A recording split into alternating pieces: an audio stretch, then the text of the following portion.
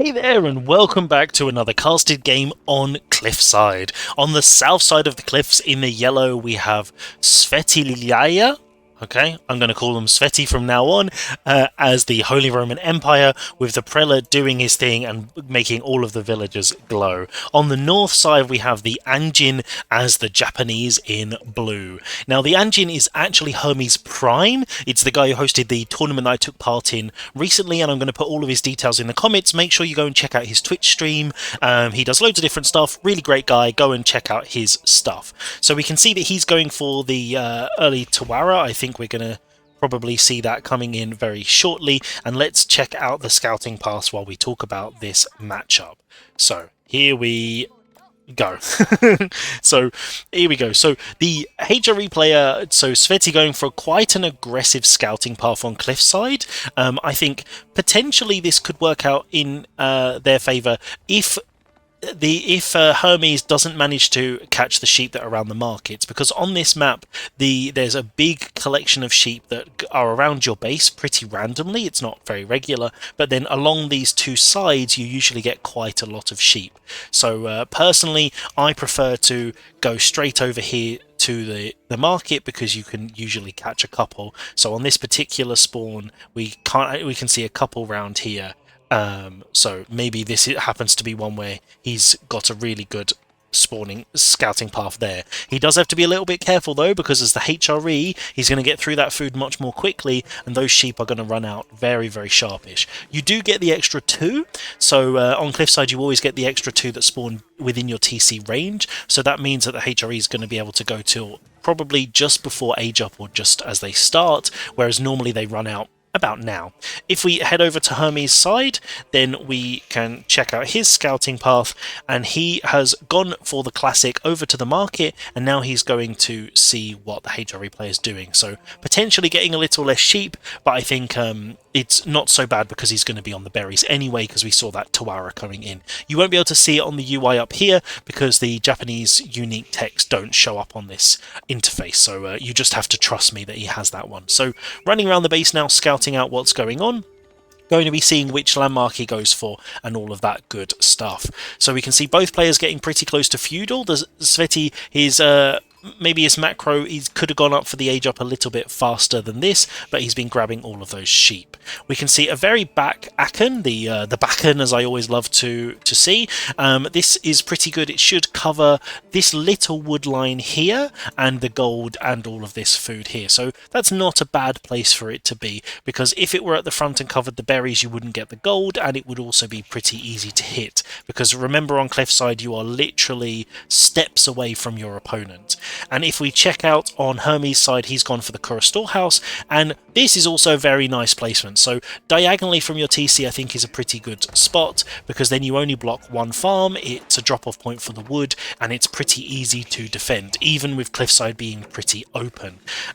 We can see also that it looks like Hermes has been pretty lucky in terms of the berry spawn, because he's got one just over here, which is pretty close to his base, so he'll be wanting to go out there because Japanese get those buffed up berries, and maybe if he's really cheeky he'll go down here and he'll get the ones down the side. So both players still running around trying to grab as many sheep as they can. It looks like the HRE player has got the lion's share, and we can see a lot of villagers going on wood now, so we're just going to have to wait and see whether these are for towers for a fast castle, which we often see from the Japanese, or whether it's going to be responding to what HRE do, because HRE is a tricky beast, and since the marching drills have come in for free in the most recent patch, the HRE doesn't always go for the classic fast castle, so we're going to have to see whether production's dropped. And looking at the amount of wood here, I'm imagining we're not going for a TC, we're going to be seeing some production. With only 3 on gold, that's what I would imagine. Not a full all-in, but something very similar. So if we go over to his vision, there we go. So you've just got the gold, the food,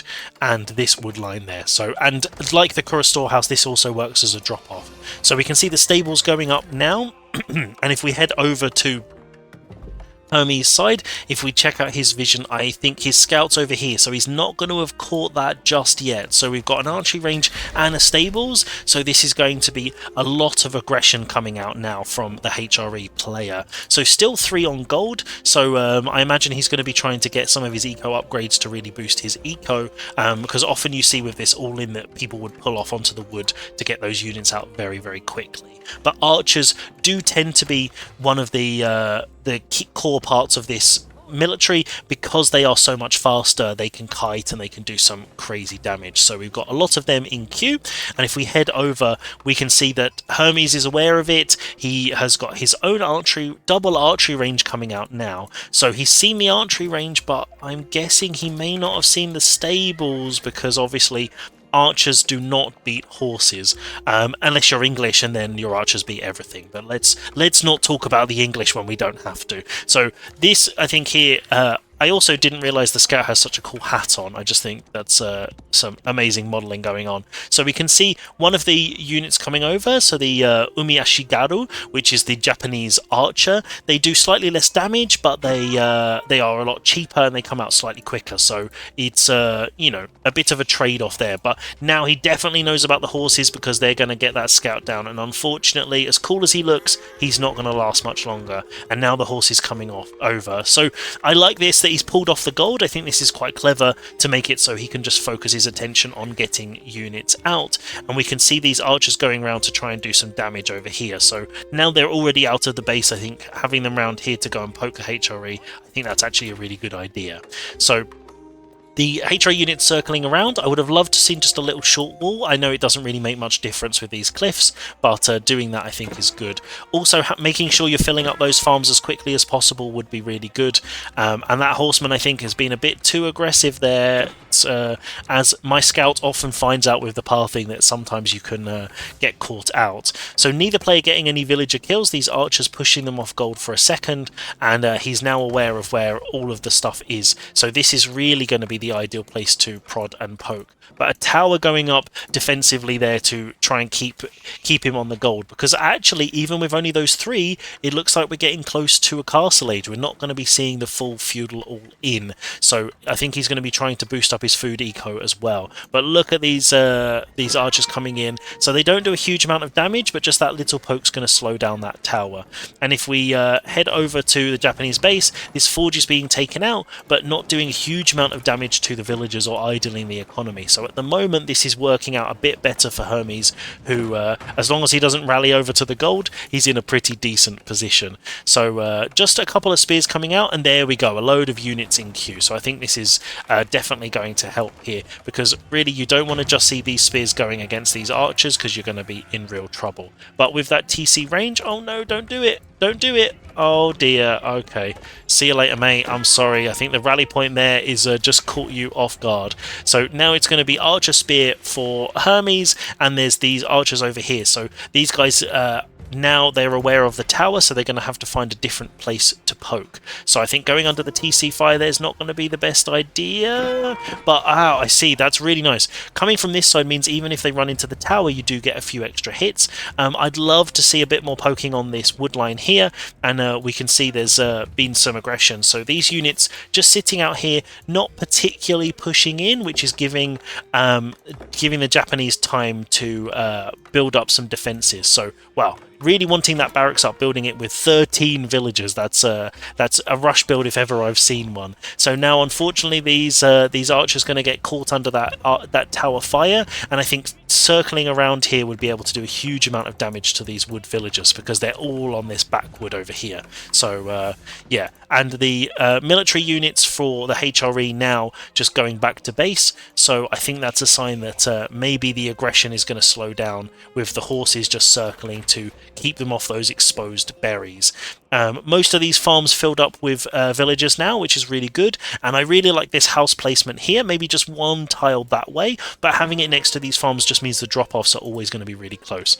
Catching those farms, nice. So these archers might not survive forever, but they are managing to get some villager kills, and they're idling these Arkan farms, which is really going to hurt the economy for the HRE player, because he's only got a couple of sheep and he's only just setting these up. So horsemen coming up here to damage these houses, but they are just within TC range. So again, really nice house placement here, because if you can keep them in TC range, it's very difficult to burn them down. So that's obviously what you want to be doing. We can see some more horsemen in queue and a couple of archers, so this is going to be a bit of a slower castle for the Japanese player, and we can see arrow slits coming in, which is going to mean these archers are going to have a really horrible time in a second, and they're going to be taken down very quickly. Look at that fire from the tower and all of those villagers inside. So these archers might not be as good. Hopefully the tower can target fire. There we go, and all the reinforcements coming in. That horseman is gone, and so now the military numbers looking really nice for the Japanese. And I think this miss macro from the HRE players really going to slow down their castle age now, because they're relying on chucking down a ton of farms. And if you're doing this, usually you'd want to be slowly adding a few additional farms here and there, especially while you're using all of this wood on the wood line with this guy taking a little snooze. So you don't want to be just putting down 20 farms all in one go. Ideally, you'd want to be slowly adding them while you're doing other stuff. And I think using some of this gold for your eco-techs, for horticulture, I'd be dropping a mill somewhere like this. That's perfect. So this extra gold you really want to be using. So once you hit 600 gold, if you're planning on going castle, just spend it on something, because you don't need it right now, and there's no need to mass it before you start getting to castle, really. So these wood villagers are now, they're going super long distance. So if these Japanese units that are coming in can catch them, that's going to be a real problem. And the spears being a bit aggressive here, but the archers focusing on the villagers, trying to do damage, and the spears being taken out there by the HRE archers. So this is where marching drills is really going to come into play, because look how much faster they are, and then the horses coming in. But from the notification we've got with our God Vision, we can see that the floating gate's coming up, so those Yoroshiros are going to be popping out very, very soon. So now he's just got to make sure he can defend against these HRE units that are still coming over, and these horses looking very, very scary. So 8 horses against 6 Japanese archers is really not a good position to be in. Is this tower going to scare him off? I'm not so sure. And there we go, the pathing on the villagers, not the worst I've ever seen, but this now fighting under the TC in the tower is going to do some significant damage to those horses, and it's going to give Hermes just enough time to do what he's needing to do. So we can see 1,000 gold for Sveti at this point, so this I think needs to be spent unless they're planning on doing a burger rush, but I don't think they have the food eco for doing that either. So we can see a TC gone down, a really late TC. I'm really surprised actually that you'd go for it at this stage and not just rush up to castle. Whether they haven't seen the floating gate going on, I think a really nice position secure under the TC there, and if we go to his vision we can see if he's rallied it up anywhere. I imagine maybe it'll go in the TC for that increased production speed. You also get the Yoroshiro in a house for food, a forge gives you passive gold, or you can put it in a production building to get those units out much more quickly. So there we go. So we've got the increased production speed and the research for these units, but now we've seen this age up, this is where Sveti is coming in for a fight. So this is definitely what most players will do. When you see that age up coming in, you know that your opponent has spent all of those resources on an age up, and so they shouldn't have been producing units for a long time, which means usually you can put some pressure on. We can see some yellow lines here, so some defensive walls going up. I think going on this side of the sacred site is okay. Obviously it basically just gives the Japanese a free sacred site, because they do have those free religious units with the floating gate. We can see there's another tower which has got an emplacement, so we can see it over here on the berries, the Springle emplacement. That's going to put a stop to those horse raids pretty sharpish. And we can see a load of veteran samurai coming into queue.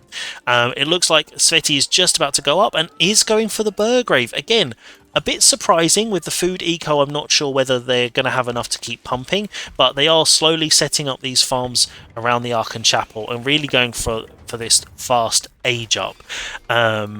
Yeah, so obviously a little bit scared of these heavy armoured units and whether they're expecting some mounted samurai to come out of the gates. But here we are. So Hermes not quite massing up yet, still to using his thing to get the extra bonuses, so you get the extra +4 against infantry, which against HRE is a really amazing upgrade because HRE tends to go very heavily into infantry, and that will really clean up these archers. If we see the little ball here of samurai spears and archers, he'll be able to see this Burgrave now, and that's going to be pumping out these men-at-arms. And once men-at-arms gets these upgrades, they're going to be really difficult to deal with, so definitely keeping them off gold is a good idea. I'm not sure he's aware of this TC that's sitting on the gold at the back, and these spears getting absolutely cleaned up by the archers, so this I think is really a waste of these spears, and the horsemen doing some really nice micro around the back to try and catch some of these archers. If they can get some of these low health ones, there we go, that's going to take down that mass. So, and these men-at-arms now really just tanking up those units, and there's a Landsknecht there just for fun, just to wipe those out. So obviously the Burgrave is pumping out those units much more quickly, and once the food eco for the HRE is set up, that's going to mean they can get an insane amount of units out. But if we check over with Hermes on his side, we can see that he has done a little shift, and he's now got some Onna Musha, which are the mounted crossbows, which are just amazing. So they have the mobility, just like Mangadai and other ranged cavalry. They are also weak to range, so he's going to have to be really careful about this archer mass doesn't manage to target fire those, so he's going to need something to take care of those archers as well.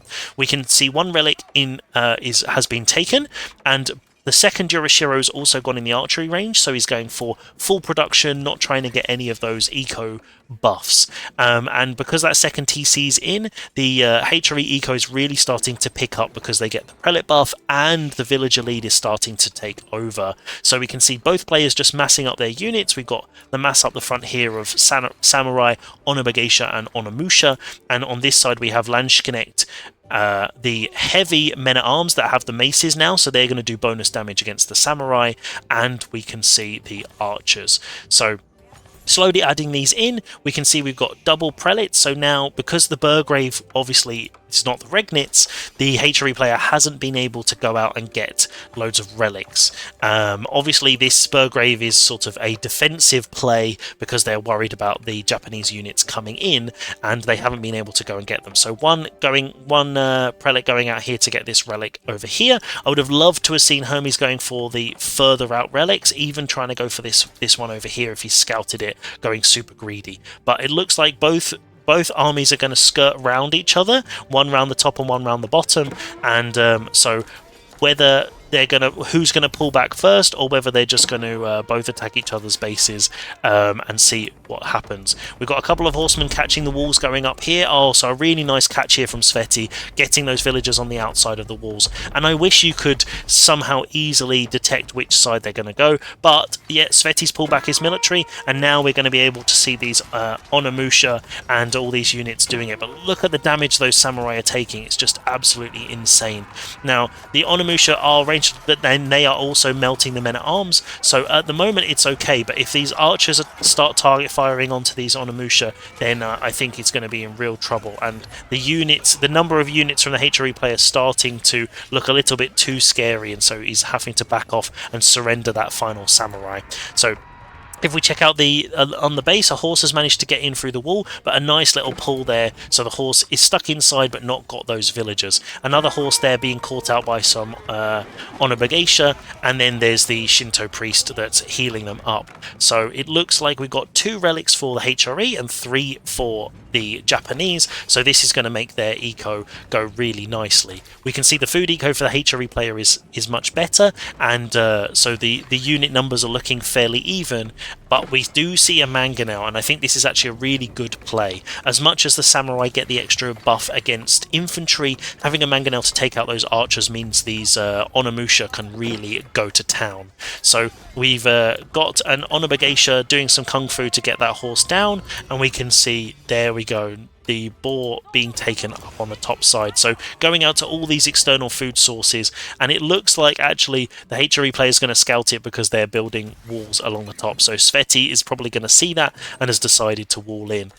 If I hadn't scouted them, I personally probably would have walled in the market just as a precaution to stop them going for trade, and I probably would do it on this side as well, with a short wall on this side if I was Sveti, and then another short wall across here, and then basically another one here, and then you basically lock off this whole back corner. If I were Hermes, on the other hand, I would have probably done exactly what this wall is, or maybe from this corner here, and then basically copied the HRE line and got this gold and stuff like that. And then on the other side, I would have either gone a bit defensive, so I maybe would have gone sort of down here and got the sacred site, or been super greedy and gone around this wood line to get the market as well, because you know, it's always nice having the option of trade a little bit later. So the villager, or just one villager up here, whether it's going to be scouted out by either player, but there's a big fight about to happen, so we don't worry about that. And look at that mango shot, just really taking them out, and those archers now looking really, really weak. Another mango shot coming in, and boom, even with that heavy armor, they're really starting to take damage. And I think this is a really nice shift here into the Onna because they are going to do much better against heavy units because they have that increased attack speed. We can see a double mangonel coming out now, so that's going to really put a stop to the infantry numbers. But this is always something to remember, that you also have the Katana Bannermen, which is making those Onna Bagesha get the extra buff of that 15% attack damage, so they're getting more damage and they're attacking more quickly, which means even with the extra armor, they're able to do a significant amount of damage. So we can now see them destroying these walls. Obviously, one of them has realised you could just run around it, so that potentially was a way round. But now I'd love to see those Shinto priests going out and getting all the sacred sites to force the HRE player out, because neither player is going out on the sacred sites, even though they both have religious units. If we check on the HRE player with that second TC, we can see that they're going for a defensive keep because they're really worried about these units now. So the all of these units starting taking out production, I think targeting these down is a very nice idea, because some siege there would really put a stop to what they're working on. So this is good and idling some economy, but if this keep goes up, it's going to be a little bit harder to push on that backside. So these defensive units coming in, and now Hermes will have seen it, but it's going to go up before he can get there, so pulling back. And now we've got to look, the HRE player actually, although he's getting pushed at the front, villager lead is actually in a really strong position, so if they can convert that into military, then this is going to be really good for them. I think they definitely need some more production, and they need to be pumping out some units like crazy. In this case, I'd probably say archers, just tons and tons of archers, and also some spears or some Landsknecht would be good, but basically all of the Onna Musha would be countered by archers, the Onna Bagesha would be countered by archers, so going into men-at-arms here I think is really not the right composition, and it's giving Hermes a lot of movement. But because we've got these defensive towers with the relics in, I think that's really nice. We might see a relic being taken out and put in there, but the reason we're not seeing the military is because they're going for the Swabia now. I think this is dangerous. So when you've already got the second TC, you don't really have the necessity to get the Swabia to get that villager lead, because you've already got it. So I think going for this now, when you've got this big scary mass out the front with trebuchets on the way, this potentially could be a bit of a problem, because as soon as that notification comes through that Imperial has appeared, then I think that's going to be the cue that all of these Japanese units are going to move forward. Not quite sure why the Shinto priest is standing here. I think he probably wanted to get the sacred site, but that Imperial's now come up, and there we go, exactly. That's the sign all of these units want to move in. So obviously they're slowly moving now because they're with the siege. So we can see that, and we can see that the Shinto priest isn't going for the sacred site. He ran over it and then decided to go somewhere else. So we're taking out the Burgrave, and I think this is actually quite a clever move here, getting down some of the houses, trying to do some damage. But if you can take out the Burgrave, that's the majority of production for the HRE player, so Sveti's going to really struggle to use this massive eco. But if we take a look now, we've got a lot of heavy armoured units, and unfortunately we've got a lot of Onna Musha that are staring them down, so this is going to be really hard. But that emergency repairs for the HRE coming in in there and doing it. But unfortunately, no units being produced, and I think this is going to be a real problem. Get those units making, make some archery ranges. That's what you need at the moment. The bank is full, but you need to spend it. So this tower is doing some absolute work with that relic in there, also generating gold. So once you take that down, that's also going to really hurt the economy. And these houses, they're really going to start doing some damage, because if Sveti gets capped, though where they're very, very close to the house cap there, if they get capped, it means they can't produce any units, and then that's a really good position. We can see a couple of rams coming in there just to be able to do some extra damage, and those mangonels just firing around, hitting all of that production. So I'd love to see on this backside a load of production dropped. We've got a market to sell some of that gold because they're getting loads of it, but just building houses, no production at this stage, and the keep just sitting at the back, no cannon emplacement, no boiling oil. I think this is a real difficult spot now for Sveti, and I think if we look at the military numbers, 60 for Hermes and 27 for Sveti, going for a culverin, but at this stage the problem isn't the trebs. If you take those out, you've still got all these Onna, Musha and all of the other units to deal with, so I'd be making units. I wouldn't worry as much about the siege at this stage. Even some horsemen would be able to take those out relatively quickly, but there's no point having a culverin if you've got nothing to defend it with. So the landmark TC looks like it's going down. We can see the Burgrave being taken down. That relic has now fallen out of that tower, so that defensive landmark and the gold it gives you is also gone. There's another relic over here, but that's going to be got rid of very, very quickly. So no emergency repairs available, so that TC goes down, and so now there's a big fight coming out, and the culverin trying to get that siege, but focusing on the mangonels instead of the trebs. So although the mangonels there doing damage, these Onna, Musha are doing way more. So that culverin is now running away, but that's going to be gone. There we go. So now no siege. Villagers running in to help with the fight, but I don't think they are required. And the Japanese units just running in now and going in. So I'd love to see it where the ranged units like this don't just target buildings. Obviously, I know you can A move across the map, but yeah, seeing them do this is always a little bit frustrating. But if you do highlight them and you A move on the minimap, they will actually run through and they will target villagers. So that's always a good little trick to do that. So we can see the trebs and the mangonel moving in. We can see the eco being pushed down. A couple of rams just really hitting the Archon there. But once this keeps down, then I think that's all the defense is gone, and I think they're in real trouble. But whether Sveti's going to force Hermes to go for the full landmark snipe, we're going to have to wait and see. But we can see all of these villagers now being taken out by samurai on the backside, just continuing to mine because, you know, they're dedicated to the cause, going for that last little ingot.